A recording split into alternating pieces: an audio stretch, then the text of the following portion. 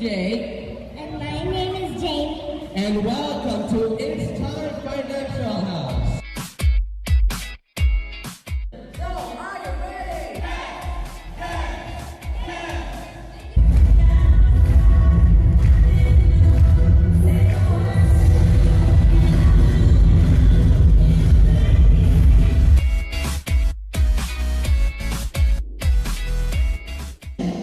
Invest in the stock market so that you'll become rich.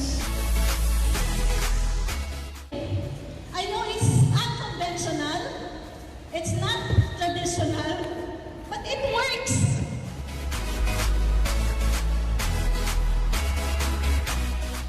Plan, build, secure.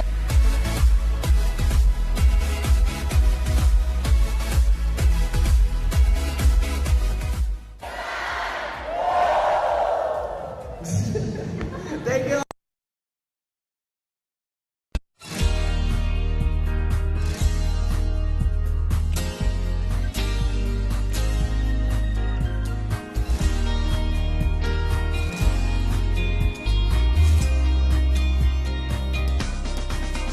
There's a secret to success. Everybody hopes to find. There's a key to the world, and it's mine, all mine. There's a world of opportunity filled with possibility and dreams that I'm gonna find. I got a millionaire mind. I say yes. I say yes to success. I got a millionaire mind. I say yes. I say yes to success. I've got a blueprint for the future, brand new design. I'm playing at the money game, winning all the time. There's a world of opportunity filled with possibility and dreams that I'm going to find. I got a millionaire mind. I say yes. Oh, I say yes to success. Hello, everyone. Before we begin, let's start off with a prayer in the name of the Father and of the Son and of the Holy Spirit. Amen. Dear Lord, we pray that everyone watching will be blessed by this program, Wisdom on Wednesdays, and that we all contribute to the betterment of our nation and the world. All of this we ask in Jesus' mighty name. Amen. Amen. In the name of the Father, of the Son, and of the Holy Spirit. Amen. Good afternoon, everyone. I'm Jesse. I'm Joey. I'm JJ. I'm Jam. I'm Doc. I'm Dave. And I'm Jamie. And welcome to It's Time Wow. Wisdom on Wednesdays. Your weekly dose of wisdom. So, today we'll learn about being healthy in mind and in body, including our relationship with one another. So, without further ado, let's start with this year's second episode of WoW. Jeff is the founder of Healthy Once and For All, a program that helps people get healthy once and for all in all areas of their lives. He is a coach and mentor who guides them uncover and then heal the underlying causes that they didn't know were holding them back. He is a certified mindset specialist and a neuro-linguistic programming practitioner, and he gets to travel the world as a contractor for Tony Robbins, creating the firewalks for Tony's Unleash the Power Within events. He is married to Stephanie Lobeck and is blessed with 2 sons. Ladies and gentlemen, please welcome Mr. Jeff Lobeck. Hi Jeff, how are you? Hi, Joey. I am wonderful. And you? I'm good too, thanks. Would you like to say hi to our viewers in the Philippines and of course to the rest of the world, because this would be uploaded on our YouTube channel? Oh, yes. Well, hello to everyone from the Philippines. I'm so grateful and blessed to be here. And for anybody else from around the world that's listening to this, I'm very nice to meet you virtually. All right, so to those watching, guys, I met Jeff here during UPW, that's Unleash the Power Within in Singapore last year. Because my husband and we joined the fire team for the first time. And Jeff was Jesse's senior leader. I've been in Chicago, Australia, and Singapore and have been part of different teams. But as they all say, the fire team is actually the best team to join because they're a small group of people and it's a close-knit family. And it's true because we feel like you're a family even though that was the only time that we've been together, right? Mhm. So yeah, that's where I met Jeff in Tony Robbins UPW. Aside from what we heard from JJ when he introduced you, can you please give a brief background of who you are, what you do, and where you're based currently? Okay, absolutely. My name's Jeff Lobeck. I live in the United States. We live in Chandler, Arizona, which would be the southeast valley of Phoenix. So we're down in the desert. And as we record this is the 1st of October, and we're just starting to get the cooler temperatures. What I do for a living is I'm a health coach and really work with the mindset part of it, and absolutely love what I do. The company I have is Healthy Once and For All, and Healthy Once and For All is at every aspect of it. We really want to emphasize the word healthy, a healthy life, a healthy body, a healthy bank account, but we want it for once and for all. And we don't want to have to come back to this time after time after time like a lot of people do for losing weight or any really aspect of your life. So that's what we're after. That's what we do. And you do this with your family, right? So would you like to introduce us first to your family, your lovely family? Oh, yes, absolutely. So I'd like to introduce my family. I love to introduce them. My wife, Stephanie. Stephanie and I have been married for 29 years, and we have two boys, two young men, I should say, two young men. We have Alex and Zachary, and we always make kind of a joke that we have from A to Z, and now we're done. Alex is 25, and Zachary is 19. Can I ask now how you got started on your journey of personal growth? Oh, yes, it is. I thank you for asking. I love when people ask that question because then I get to go back into my memories and I get to hear it again. But it all started with infomercials, and Tony Robbins was doing infomercials way back. I don't know when he started it, but I started listening to him in like the late 80s, early 90s, and I bought his cassette tapes. So, you have to go back pretty far to even remember what a cassette tape was. But I got a box of cassette tapes from him, and I used to listen to him all the time. It was in the car. I was listening to him all the time. And what was really interesting, and this will help with the story that I'll be telling, but I would listen to those, and I knew him verbatim. I kind of knew what he was going to say before he'd say it, and I would listen to him for months and months and months, and then I would start listening to music or something else would come on, and every January, it always seems like every year people are like, well, New Year's resolution. Well, as soon as somebody said, hey, January 1st is showing up, I'm like, okay, I'm going to the tapes again. I'm going to Tony. I'm going to change my life. Here we go. This is the year we're going to change it. And so on January 1st, I'd put the first cassette tape in and I'd listen to the whole thing. And Tony's all about taking action right after you hear some information, making a decision. And so you'd have a thing where it's like, take 2 action steps today. Right now, as soon as you get done, get it done. So I'd take the 2 action steps. The next day he would add 2 more onto there. Like, let's add 2 more on. So we'd have to do 4. And that's about as far as I would go. I'd get the first weekend, and then I would gradually slip away. In 2006, 2007, we had created a great friendship with some people here in the United States on the other side of the country on the East Coast. We used to meet them every year in Mexico. We called it like a hot winter vacation, where we would go down and we would meet with them, and we had a great time with them all the time. Stephanie really got along really good with Stacy, and Larry and I got along really well too. So it was kind of like an exciting thing, and they were excited too. It was such a big part of our lives. Is before we would leave Mexico, we would go up and make reservations for the next year to make sure that we were going to be there. Well, in the beginning of the year in 2007, they gave us a call because we were supposed to meet them in Mexico in like March of that year. and they called in January and said, we're not going to be able to make it this year. I was upset.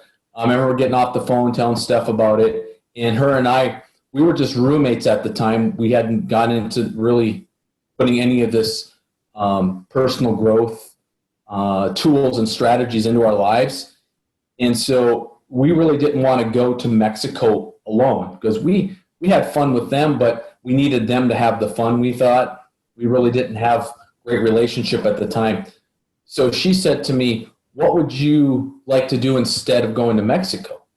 And I said to her, I said, I'd like to go to Tony Robbins live one time. I'd like to go to his event and just to feel what it feels like to see him, to do those things. And so she did some research and found out that in March of 2007, we could go and fly over to New Jersey and go to an event. So it was the one that where we met was Unleashing the Power Within, the UPW, and we went and participated.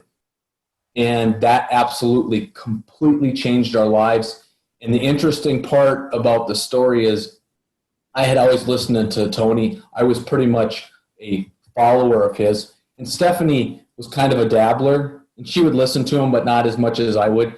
So when I said I wanted to go to this, she said she would go to the event with me if I promised her that I could take her to a Broadway musical while we were in New York.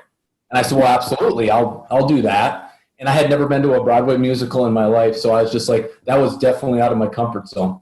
So we flew over, we went to the first day. This changed my life and her life together.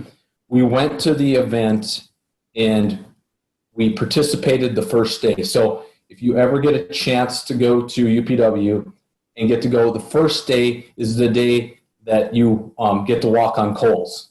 Right. And when we walked into the event, we had no idea that we were walking out that night by walking on coals. So what we did is we were asked to be separated and find another buddy. So we did. And so we both walked on coals. Well, we were so tired, we got home that night at 2 or 3. We went to bed, and then the next morning we started to have a conversation about what happened the night before. We were talking, and through our conversations, I asked Stephanie, I said, what Broadway musical are we going to? You know? And I'll never forget this. I was in front of the mirror getting ready, shaving, and she was in the shower, and she opened up the curtain, and she stuck her wet head through, and she looked in the mirror, kind of foggy. The mirror is foggy. She looks me in the eyes, and she goes, who gives a crap about the Broadway musical? She goes, I want to be back at that event as soon as possible. And that was back, like if you're general admission, the doors open, you run as fast as you can to get as close as you can. So that was our goal to get there. And that started the thinking process of thinking differently. We started to realize we needed to put ourselves first if we were going to grow. That was me. I was a people pleaser. So I was like, everybody else is in front of me. So we just got into this process of we took a lot of this stuff and started to apply it, which was awesome. Unbelievable what happened to us, within the first 90 days or 100 days of us doing this, because Tony's Health of Your Body, we both lost 52 pounds combined within the first 100 days. And so that started the momentum of believing in this and starting to do all the stuff. And I probably volunteered 30, 35 times. And, that's how we got a chance to meet. Oh, yeah. It's funny because we had the same experience. I think everyone who would just go there and play full out would have the same kind of experience as we did, right? So yes. Yeah, it was just an unbelievable experience. So anyways, exactly where the changes did you make in your life when you returned after UPW? It was kind of a momentum builder, but the first thing that we did is we really got into the healthy part of it, about eating better. And then what we did is we started to spend time on ourselves, where I would go for walks for myself, and I started to work out a little bit more. And it's just funny on how you start to apply something positive in your life in one area. It always kind of just spider webs into everything else. The crazy thing is the relationships we had with our two boys, because when we first went, we went 13 years ago. If you subtract 13 years off of their ages, they were 12 and 6. So here comes mom and dad back from this thing, and we started to change, the way we eat and all these different things. They were just part of it. But the relationships we started to create with them were magical. And because of going to Tony, I think that I have a relationship with both boys right now that's better than I could have ever imagined. You mentioned about this relationship. What was it like before? And what kind of relationship do you have with Steph and your two boys now? Oh, great question. When Steph and I, had been married for 15 years when we went to Tony. 15 years into our marriage, we were just, and I said this before, we were just roommates. We lived underneath the same roof. We lived in the same house, but we really didn't know each other. We didn't have the deep conversations. We were just, it was like surface stuff. We would talk about the kids, bills, who was picking up who. We never really went out on any dates together because, of course, you have this story in your head is when you're raising your kids, you don't have time for yourself or time for your relationship with your kids. Is we really didn't have a good relationship at that time. And I think if one of us would have brought up the word divorce, like, hey, I'm not happy, I don't know where it would have went, because I think there would have been a deep conversation about that because neither one of us were happy. And then we fast forward 14 years. So now Stephanie and I have been married for 29 years, and I have not been more in love with her ever. We have unbelievable conversations. We do a lot of stuff together. We go on date nights. We do a thing called walk and talks at night. So we're busy during the day, but we carve out time to be with each other every night.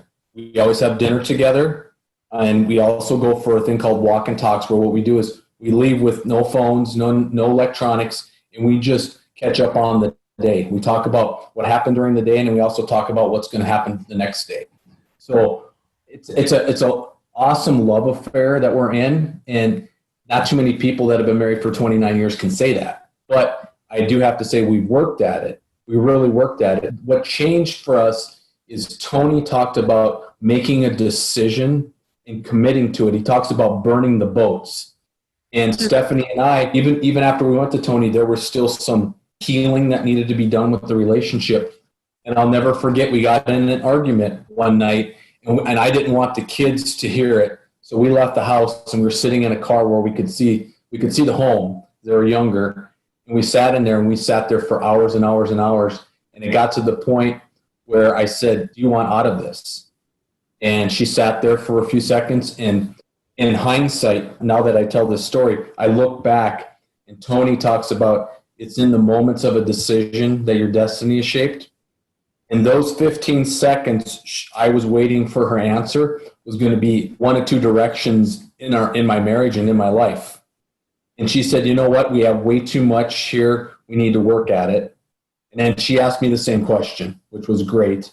And I took some time to think about it, and I said, I don't want to throw this away either.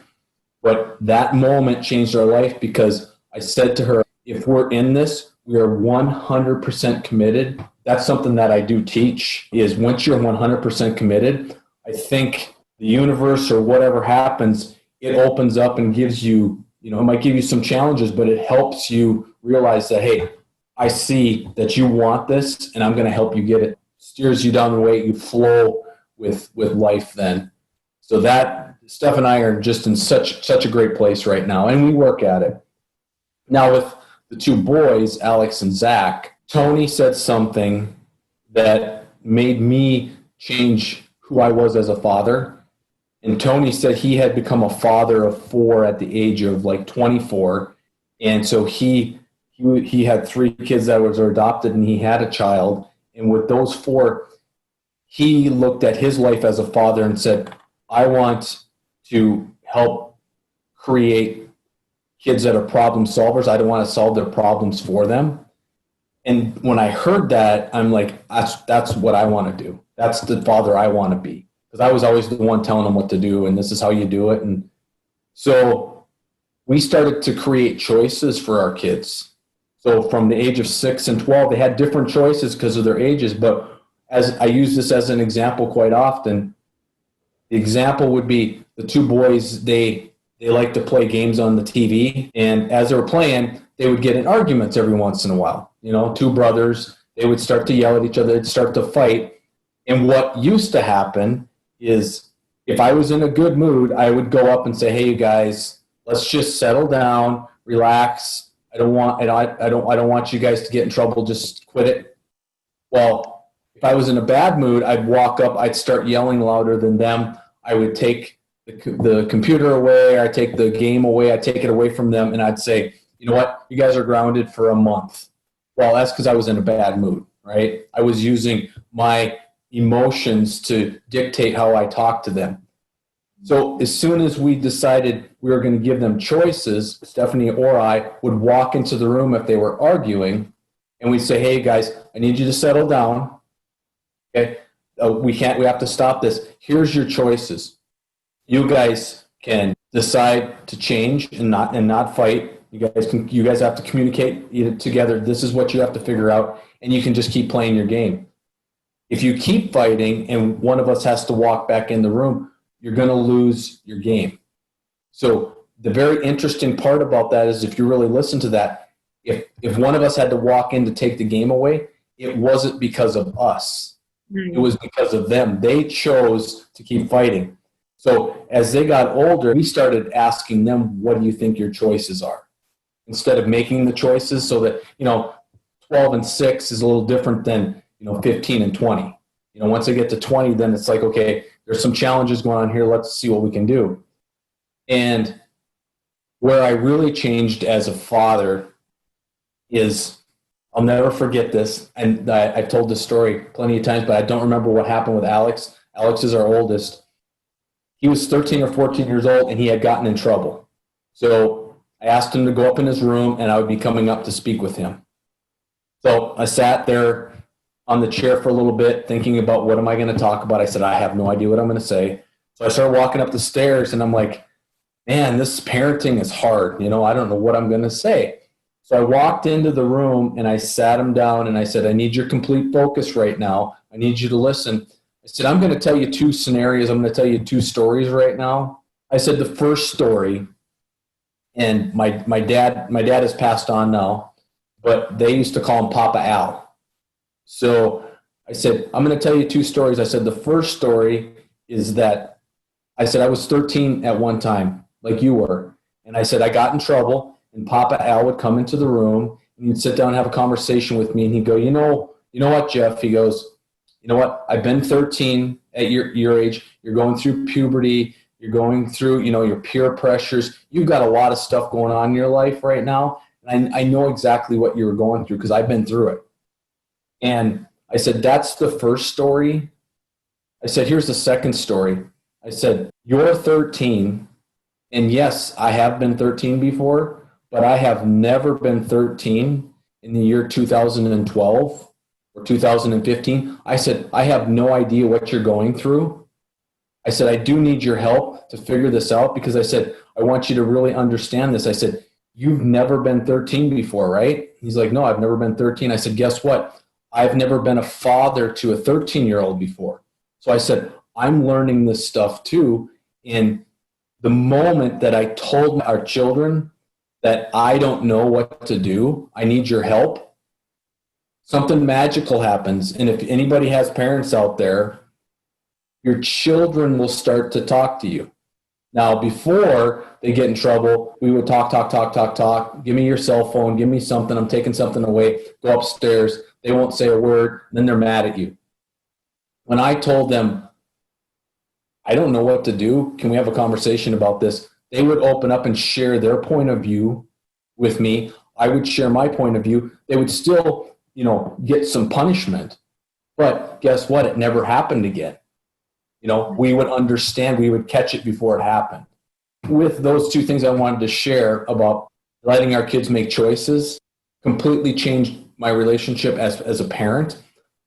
Parenting was a piece of cake.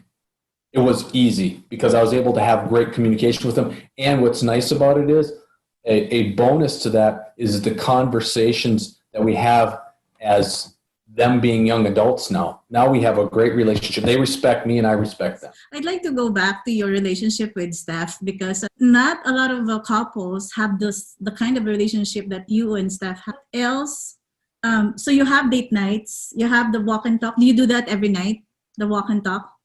We try to. if we're tired or if something happens, we don't go. But if it's a normal routine, absolutely.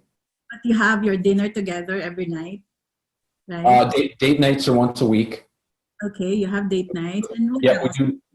There, there would be a lot of couples, families that would be listening to this interview. And I'd like you to share more tips about you and your wife's relationship and the kind of things that you adjust to. Yeah, it's one of the things that we are really great about is the way we communicate with each other. So we're very open with each other with no judgment whatsoever. If there's something that's upsetting one of us about the other, what we've really come to realize is we don't blame the other person for anything. What we do is we talk to them and say, when you did this, it made me feel like this. If you can remember that, when you did this, which is an action or something that you said, it made me feel like this. So what you're doing is you're not attacking the person, because as Tony teaches us, nobody's broken. What's happening is there was an action that was taking place that you felt uncomfortable with. You were scared. You got angry. You got overwhelmed. You got frustrated. You got detached from each other. So the way that Steph and you can come up with any little statement that you want, but her and I had a long talk, and we said, when we need to share something that really means something deep to us from our hearts, like maybe it's something beautiful, but it might be something that we need to get off our chest, that I'm not happy what happened there. What we will do is we will say these words to each other. We'll say, I need to be raw and real with you right now, or I need to speak from my heart to you. And that's an indication to the other person that I need to stop what I'm doing. I need to put my cell phone down, and I really need to be present with you. I really need to be present with you. And what happens is then when that person is listening, they're just listening from their heart. And because if I have to share something, a lot of times when you have to share something from your feelings or your emotions, it's hard to come up with the words. So sometimes you just need to keep talking and talking until you feel like you're completed. And what I would say is when we go into like these dark places and have to have these uncomfortable conversations, the other side of it, it's beautiful. That's what we're after. Because what I've just done, or what we had just done, is we just deepened our relationship. We chose to realize that our relationship is so important that I'm not scared to go into the darkness. I'm not scared to say these things to you because I know I'm not going to be judged and you're not going to take it personal. And then we can have a conversation of like, how can, just like we did with the boys, I need to hear your side of it, and I get to hear my side of it, and then we have a happy medium with that. So that's one thing that we use. The other thing is, I kind of touched on it just briefly, there's not a greater gift in the world you can give to anyone, but especially your intimate relationship, than being present with them. Being with them right then and there and listening to them. People want to be heard and they want to be loved.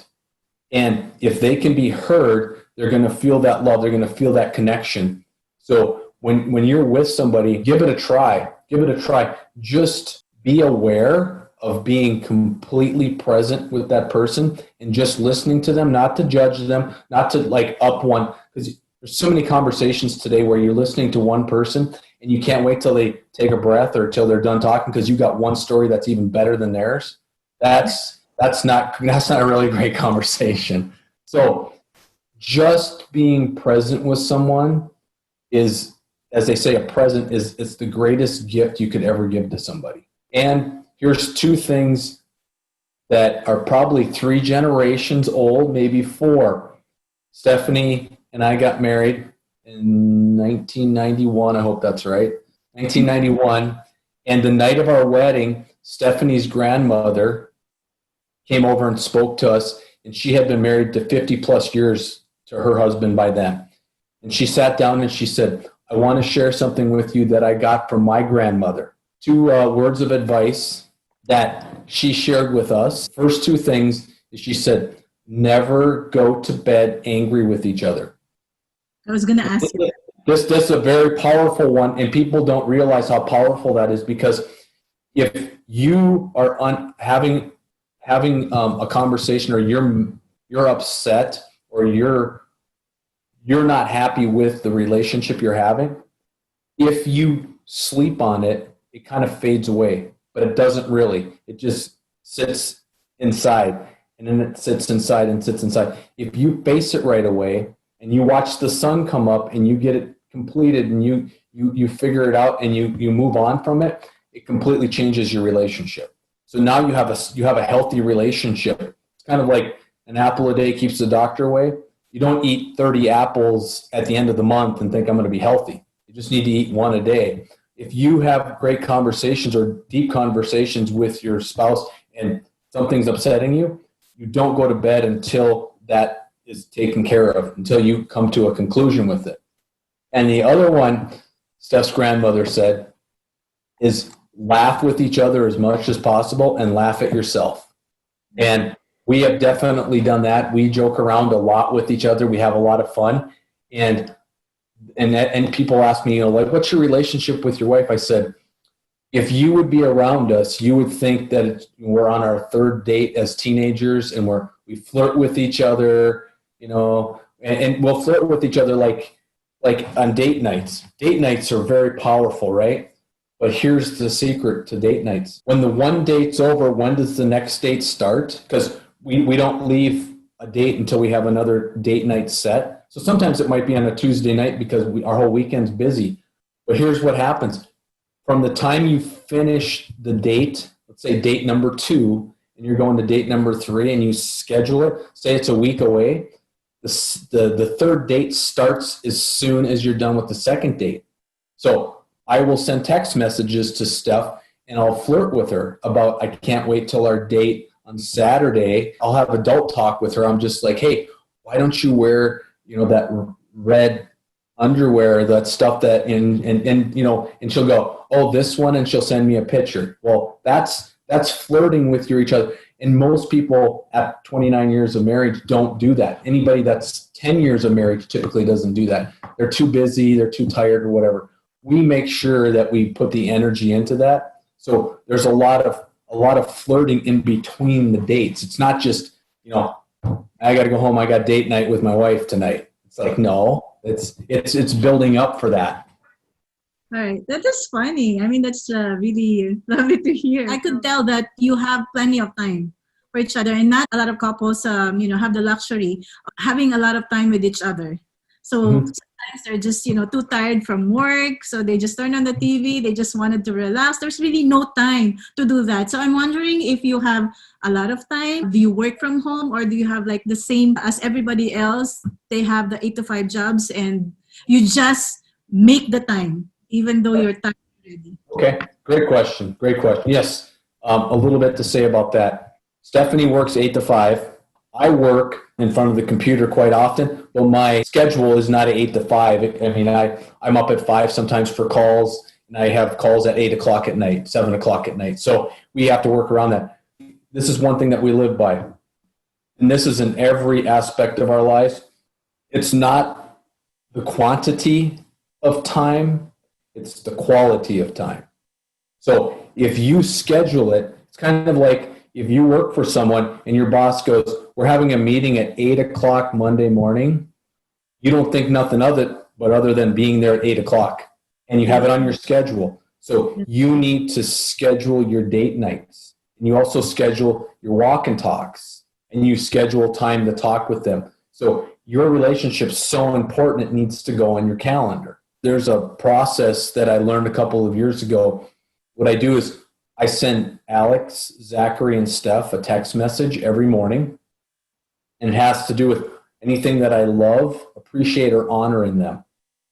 And so I'll just think of something. It takes me like 3 minutes, about a minute per text message. But what I do is I just send it off, and I let them know ahead of time. When I started this 3 or 4 years ago, I'm not asking for anything in return. I just want to share this with you and let you know. And it's funny, the more you study the brain, the more you realize the brain, whatever you're looking for, you will find. So if you send a text message off to your spouse of something that you appreciate in them, you will wake up living your life around them, and you're going to start seeing more things you appreciate about them. What I do is I just share those through a text message because it's easy, it's simple. They get them, they read them. It's, it's one of those things. And so I do that with the boys. I know that Zachary, when he was younger, I said something about something we could do together as our relationship to better it. And I had stopped doing the text messaging for a while. And he goes, I really like your text messaging when you start doing that again. And I'm like, okay, he was probably 16, 17 at the time. And to hear that from a teenager is really interesting. It makes you really feel good. It makes you realize they do read them, and I didn't ask for anything in return, but it was great to hear that little feedback. So that is a huge tool. It might be something that you think is not that big of a deal, huge deal. And I've come to realize the simpler it is, the more consistent it is, the better it is. These are really great strategies that you have implemented. I'm wondering, did you have any help from someone? Because it couldn't be just, from the learnings that you got from Tony Robbins. I mean, you must have had some help, like a mentor or a coach. I believe once we left Tony back in March of 2007, we got on a path and started to look at a different direction of how can I become better? So I tell people, I said, I'm living in a 55-year-old body, but I said, I'm really 13 years old. I'm a teenager that's hungry for knowledge. So I'm always learning and I'm always studying. If I have any downtime, I'm on YouTube. I'm to learn more about personal growth. I'm trying to learn more about this, learn more about that. So I would have to say, I have a whole bunch of mentors out there, but I go out and I search for them because they are out there. But the interesting thing is there's a line in the sand. The more knowledge that you have doesn't mean that there's anything happening. You need to apply it. So for me, that's why I apply the text messaging, because it's easy and it's simple. I try to look at anything that's simple, something that I could apply in my life every single day, and it takes me 3 minutes to send 3 text messages out. I can do that. So I just have my alarm go off and I do the 3 text messages, and then I'm off of the day. Yes, I have a whole bunch of mentors out there. So I'm always hungry, to expand myself, to expand and grow myself, my body, my soul. I'm constantly trying to expand and grow who I am. So now I'd like to ask you, how important is it to have a coach? It's like night and day. Trying to figure these things out on your own, you can, but you could take decades when you could work with a coach and they can help collapse your time. Collapsing time is unbelievable. They've already been through what you're going through, and all they have to do is they can say, these are the things that don't work. This is what does work. And if you follow this line, you can bypass all these different mistakes or different learning lessons. Let's go directly to here. So I always say coaching's always about, collapsing time, helping you get to where you want to go faster, the gap between where you are and where you want to be. Yeah, and I think that's the reason why you became a coach, right? Yeah, coach. I typically tell myself that I'm a mindset mentor. Mentoring and coaching is the same. I mean, I think we're all teachers. We're all students at the same time. We can learn something and then we can teach it that same night. So you can have both hats on. But yeah, I'm a coach. I do this full time with Healthy Once and For All. I have different groups and I have one-on-ones. Right. Can you explain more on this Healthy Once and For All? Do you also tackle on relationships, just like what you explained now? Mm-hmm. Yes. Yeah, it all fits in. I believe and we talked about this at the beginning, I think everything's connected. Right. The one thing that I believe is for you to have everything connected, you have to have a really good relationship with your body and you have to be healthy. So there's so many people that aren't healthy that it's hard for them. Like you were saying, they have a full day of work and they're so tired they can't get off the couch. So they would love to go for a walk with their spouse, but they're so tired. So how do you get more energy put in back into your body? So for me, it's very simple. It doesn't say healthy and fit once and for all.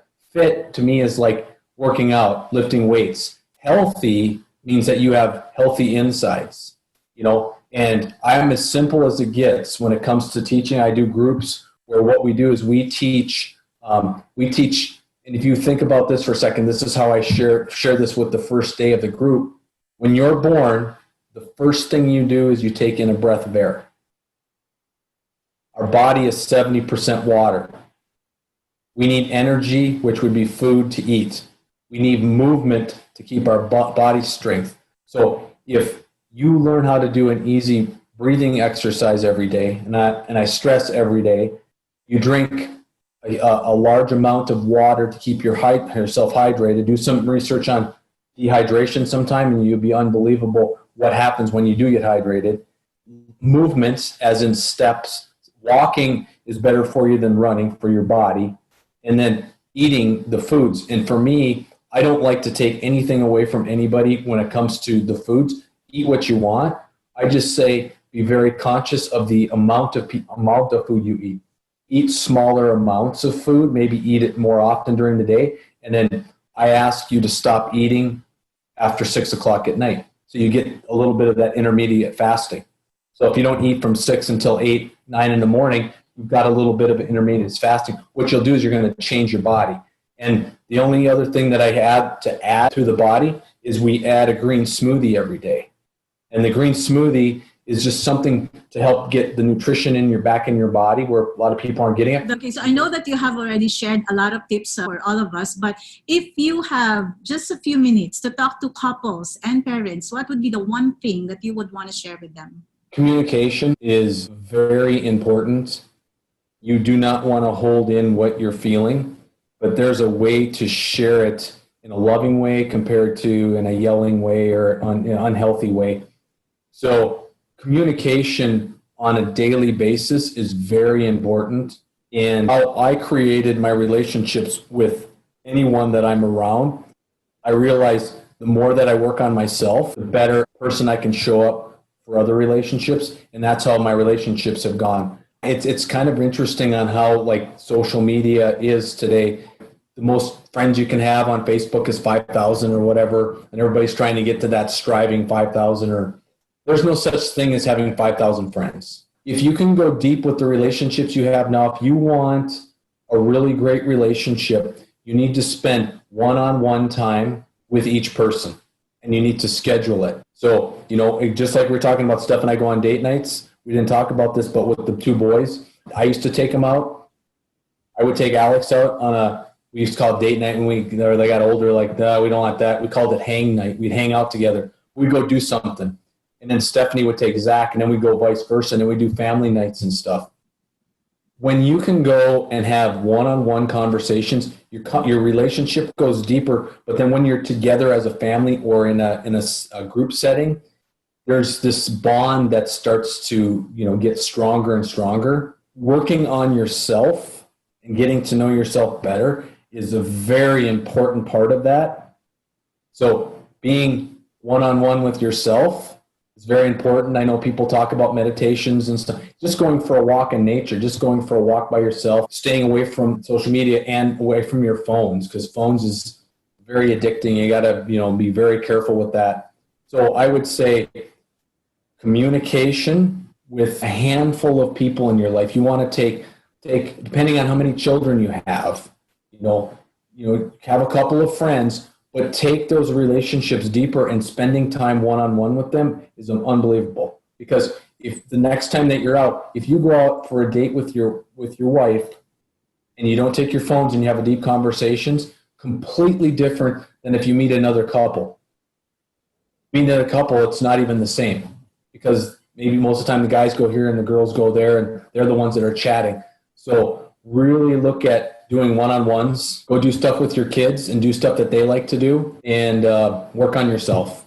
It's a person in the mirror. When you change the person in the mirror and you grow and expand who they are, magically all your other relationships in your life changes also. The type of coaching that you do, it's more on holistic approach, right? So you have that's a good way to put it. Yep. If people would want to reach out to you, how can they contact you? Do you have a page, a site, a group? I have two ways to contact me. They're both on Facebook, and you can contact me at Jeff Lobeck, or you can go to Healthy Once and For All. We have a page there that you can go to. So come there, and if you have any other questions, just message me on Messenger. Wow, thank you so much. That was an incredible session, and I love what you said about your family, making your family whole. We'd like to see more happy relationships, healthy relationships, because I actually believe that everything starts from the very basic unit of society, and that is family. And if our family is deeply rooted in a good and solid moral foundation, like what you just explained, then it expands to when we connect to our community and society in general. So thank you, Jeff. Is there any last message you'd like to tell our viewers, especially the Filipino people? Just start to work on yourself, love yourself a little bit more, a little bit every single day, and it's unbelievable what'll happen within a year. Yeah, and probably we could invite them to attend UPW, right? That's where we Oh started. yeah, that's how I started. That's how it started for me. And then you get to meet beautiful people like Joey. And you, I mean, and you're right. Yeah, but it was a beautiful thing. I mean, we're from other parts of the world. We come back, we come in to serve, and while we're serving, we get so much out of it. You know, I get so much out of it. I leave a better person every time that I go volunteer. Yeah, me too. I mean, that's why I'm doing it. And I just came from a virtual, and I applied for Birmingham, so I got in. So hopefully I get in also. There's going to be one in November as well. So hopefully I get in. I just love to be with the Tony Robbins community. It's so exhausting to serve, really. Right? You give too much of yourself, your time, energy, effort. But yeah, as you have said, you get so much as well, right? It's like and you feel so fulfilled. And I think very, very rewarding. So once again, Jeff, thank you so much for sharing your wisdom and knowledge to us this Wednesday. God bless you. Thank you. God bless you too. Make it a great day. I'm JJ. I'm JM. I'm Jack. I'm Jake. And I'm Jamie. And welcome to It's Time Wow! Wisdom on Wednesdays. Your weekly dose of wisdom. So every Wednesday, we will invite wisdom-filled individuals to share with us their expertise, competence, and experience that will help us gain more success, knowledge, and wisdom. So get your fill of wisdom every Wednesday. It's time.